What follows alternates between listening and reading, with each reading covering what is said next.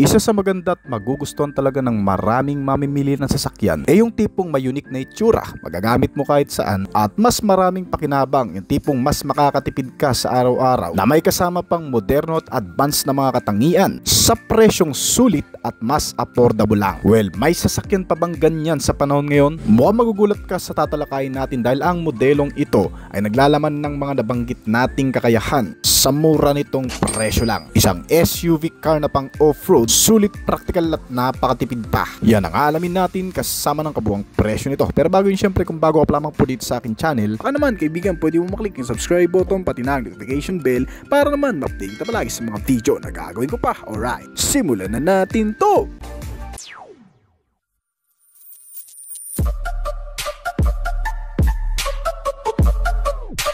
Sa patuloy na pag-unlad ng teknolohiya, dumarami rin ang mga sasakyang naglalayong protektahan ng kalikasan sa pagiging eco-friendly nito na mas maaasahan ng marami dahil nilagyan ng napakaraming katangian mula sa loob at labas ang bagong SUV car na pwede sa trail adventure dahil sa pagkakaroon ng maraming off-road advantage features, komportable at spacious.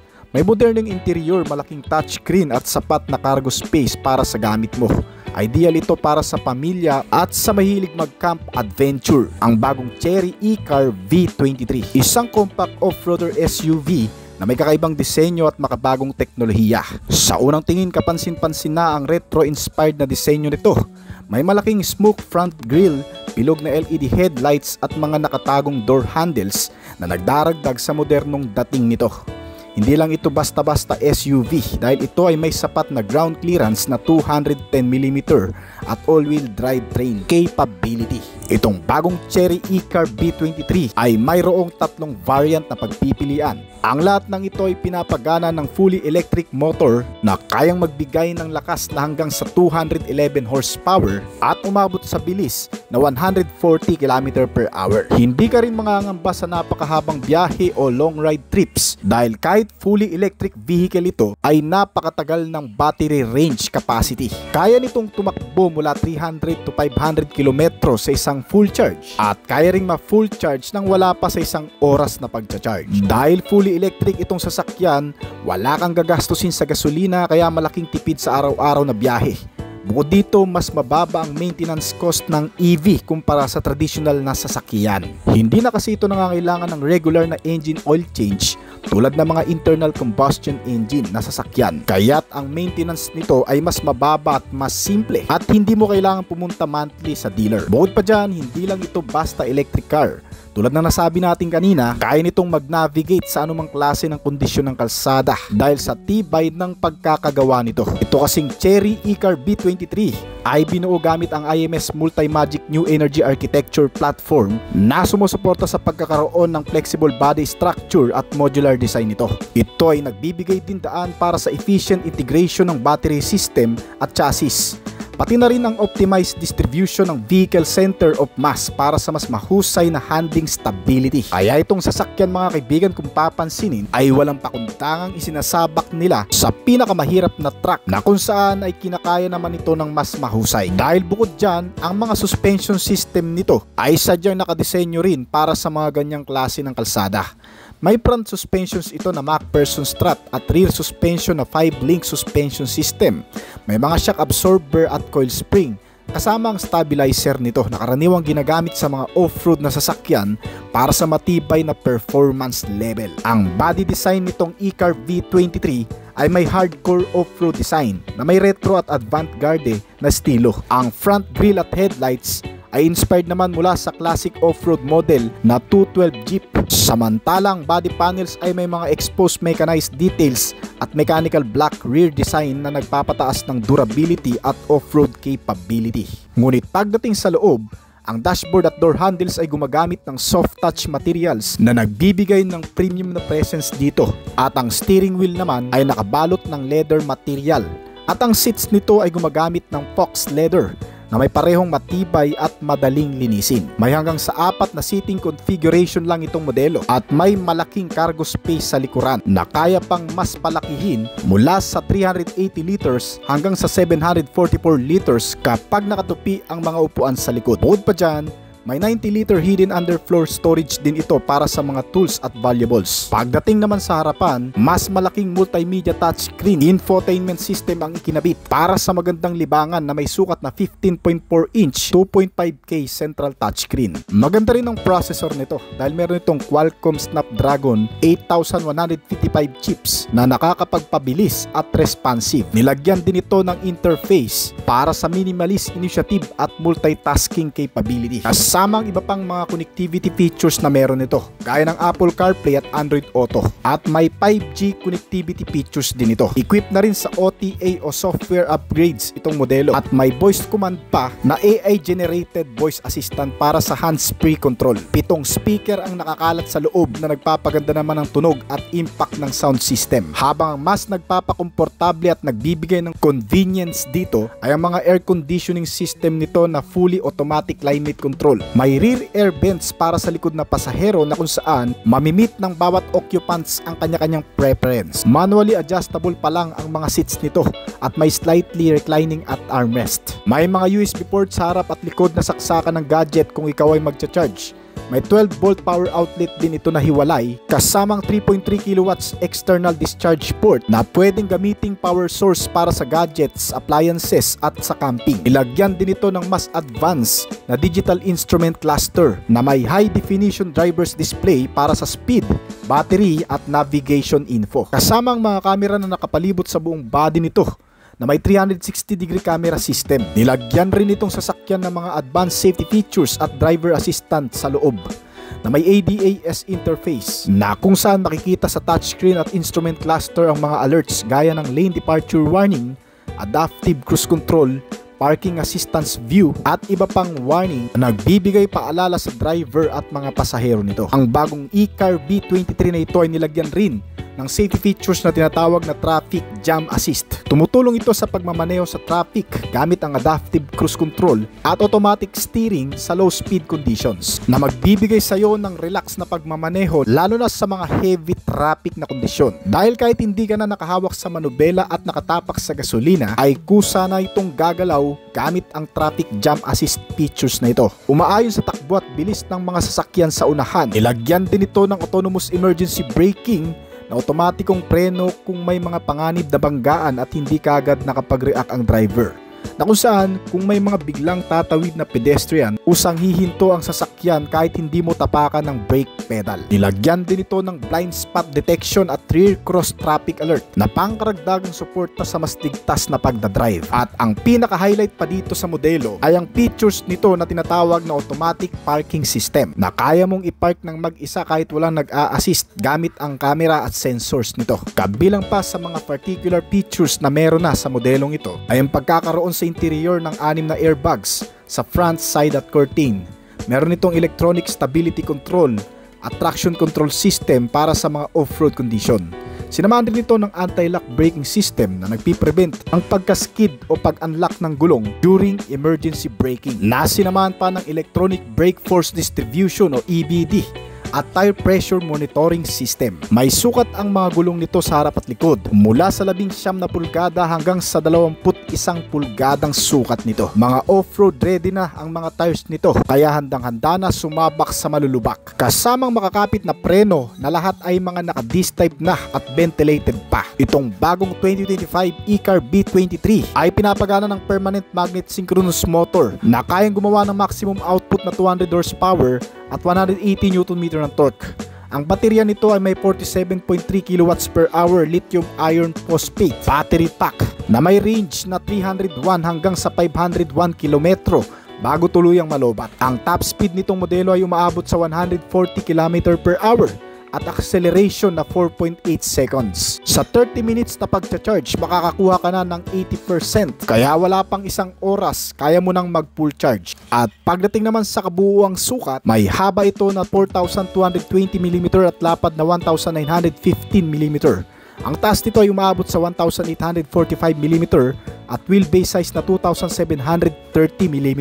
May ground clearance size ito na 210mm at tumitimbang sa bigat na 1,845 to 2,065 kg. May turning radius ito na 5.5 meters kaya hindi ka mahihirapang mag-U-turn kahit sa masisikip na kalsada. Ang haba nito na 4 na metro at lapad na 2 metro ay mas compact para sa isang SUV kaya mas madaling i-handle at i-maneuver kahit pa sa mga city traffic. Samantalang ang 210mm na ground clearance size nito ay tamang-tama naman para sa matutubig, malulubak at rough road sa Pilipinas. Official pa lamang inilalabas itong bagong Chery E-Car V23 sa bansang China at United Kingdom na nagkakahalaga sa abot kayang presyo lang na $13,700 na kung direkta natin i-convert sa Philippine peso ito ay aabot sa 767,000 pesos. Kung nagustuhan yung topic natin ngayon, baka pwedeng paklik ng like button at pa-comment na rin ang iyong opinion sa ibaba pagkatapos ng video na ito. Hindi lang pala Chinese brand ang kabibiliban mo sa paggawa ng mga bagong transportasyon dahil isa lang pala sila sa mga unang naglabas ng mga sasakyan na hindi lang sa matitipid kumonsumo ng gas gaya ng mga electric o hybrid vehicle na ngayon ay lumalaganap na sa bansa. Ang Japanese brand kamakailan lang ay naglabas na rin na pinakamatipid at mas malakas na bagong motor ng Kawasaki na hindi mo akalaing parang 125cc lang ang capacity. Ang modelong ito ay siguradong magugustuhan mo dahil bukod sa matipid at malakas, dala nito ang signature na disenyo ng Ninja bike na nilagyan ng mas moderno at advanced na katangian na ngayon mo pa lamang siguro matutuklasan yan ang iisa-isay natin kasama ng kabuong presyo nito. Pero bago yun, syempre kung bago ka pa lamang po dito sa akin channel, baka naman kabilang pumali subscribe button pa rin ang notification bell para naman mapigla sa mga video na gagawin ko pa. Alright, simulan na natin to!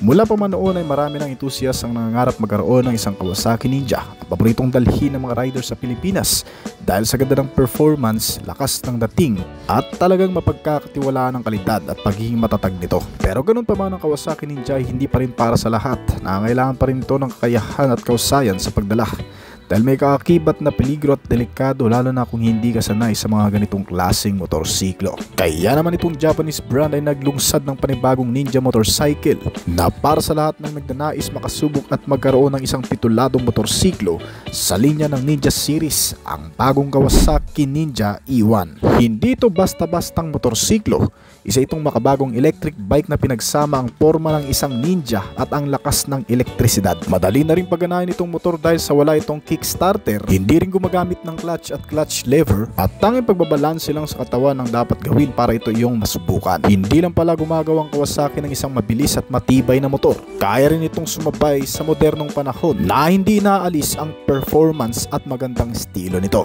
Pagdating sa external na disenyo, itong bagong Ninja E1 ay may full fairing bodyworks na kahawig ng mga high-performance Ninja models ng brand. Ang makinis at matalim na mga linya ay nagbibigay dito ng agresibong itsura na karaniwang matatagpuan sa mga super sport na motorsiklo. Wala rin itong exhaust system o tambutso, kaya't ang ilalim ng cowl nito ay mas mataas at mas payat na nag-aambag din sa mas matalim na imahe nito. Isa pa sa maganda sa motor na ito, ang buong sistema ng ilaw ay gumagamit ng LED technology, kabilang ang headlamp, mga turn signals at taillights. Ang compact front at rear LED turn signals ay may clear lenses na nagbibigay ng futuristic na itsura dito. Available rin sa dalawang color variant na pagpipilian itong bagong Ninja E1. Meron itong metallic bright silver at matte lime green. Ang ganda ng kulay nito ay hindi lamang nagpapaganda sa visual appeal ng motorsiklo, kundi nagpapakita na rin ng electric identity nito. Hindi rin inalis bagkus ay pinaganda ang disenyo ng pagiging Ninja bikes nito. Ang slim na disenyo ng mga fairings ay nagbibigay ng close at compact fit sa motor. Ang built-in front turn signal ay slick at ang front fender ay compact para sa sporty na itsura. Itong Kawasaki Ninja ay may relaxed rider triangle frame na angkop sa iba't ibang laki ng rider at riding situations. Ang medyo upright na riding position nito at slightly foot forward foot pegs ay nagbibigay naman ng sporty at komportableng posisyon sa pagmamaneho. Ginamitan itong Kawasaki E1 ng isang lightweight na treeless frame o yung mas magaang na body frame na nagbibigay ng tamang rigidity at magaang na timbang na nag-aambag din sa magaang at natural na handling nito. Sa halip na fuel tank sa harap ang inilagay, dahil nga sa electric bike na itong motorsiklo, imbis na fuel tank, ginawa na lang itong 5-liter storage box para sa maliliit na gamit tulad ng gloves at rain gear. Habang ang cockpit ay nilagyan ng 4.3-inch all-digital TFT color instrumentation na may smartphone connectivity via Radiology the app. Ang connectivity features na ito ay isang makabagong features na inilagay dito sa motorsiklo na may mas personalisado at mas intelligent at accessible ang pagmamaneho.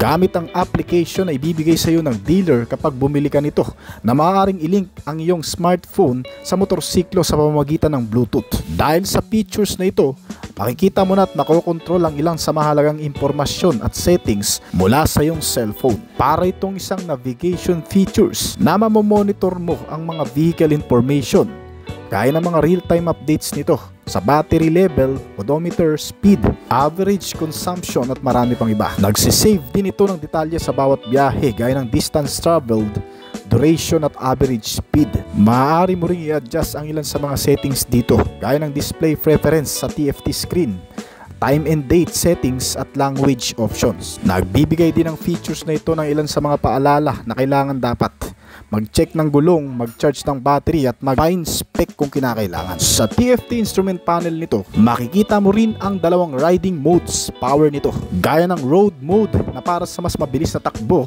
at eco mode para sa tipid na baterya. Pero kung kinakailangan mo ng dagdag na lakas o kung yung mas mabilis pa, nariyan naman ang e-boost system nito.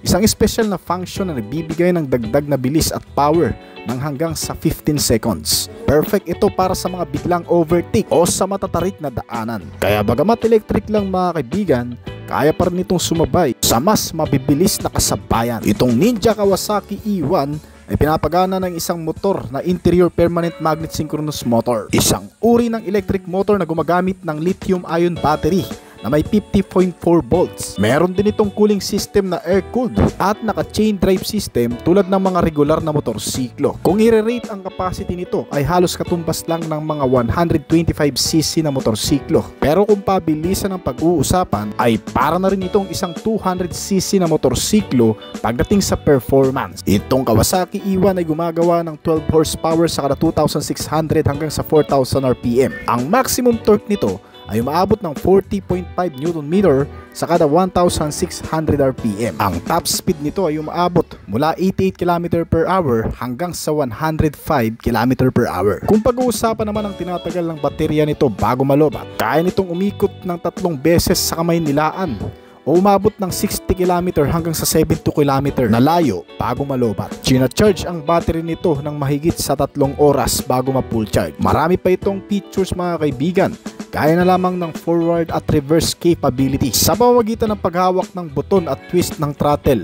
Parang isang electric scooter maneuver. Ilagyan din ito ng regenerative braking system na kung saan may kakayahan itong mag-recover ng energy sa pamamagitan ng pagpipreno na tumutulong din para humaba ang battery range. Pagdating sa safety features, itong bagong Ninja Kawasaki E1 ay nilagyan ng ABS o anti-lock braking system sa front and rear para sa anti-skid safety. Meron din itong kill switch at error notification system sa TFT display. At panghuli na safety features nito ay ang overheat protection at battery status monitoring. Napaka-convenient din ito dahil pwede mong alisin ang baterya kung kinakailangan mong itong i-charge sa loob ng bahay. Pagdating naman sa kabuang dimension nito, may haba itong motorsiklo na 1,980mm at lapad na 685mm.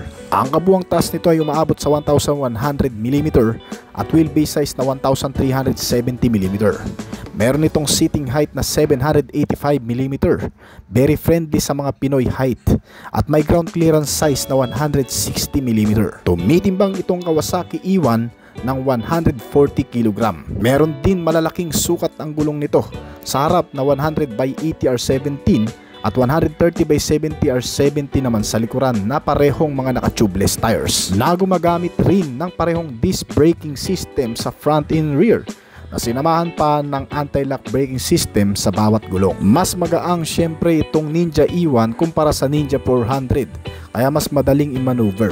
Swak na swak rin ito sa mga 5'3 pataas ang height at eksaktong gamitin sa urban at city riding. Hindi matatakot i-parking at kayang i-control kahit sa traffic. Official na itong ibinibenta dito sa Pilipinas noong March 1 pa ngayong taon sa estimated price na 396,385.75 pesos plus 14,343.21 para sa charger at adapters. Well, kung nagtatanong kayo kung kailangan pa rin ba ng lisensya o rehistro bago magpaandar ng motorsiklo na gaya nito, dahil ang Ninja E1 ay isang electric motorcycle na may maximum speed na higit sa 50 km per hour, ito ay kabilang pa rin sa kategory ng L3 ng Land Transportation Office o LTO. Ayon sa LTO Administrative Office o BDM 2024, ang mga sasakyan sa kategoryang ito ay kailangan na ng rehistro at lisensya.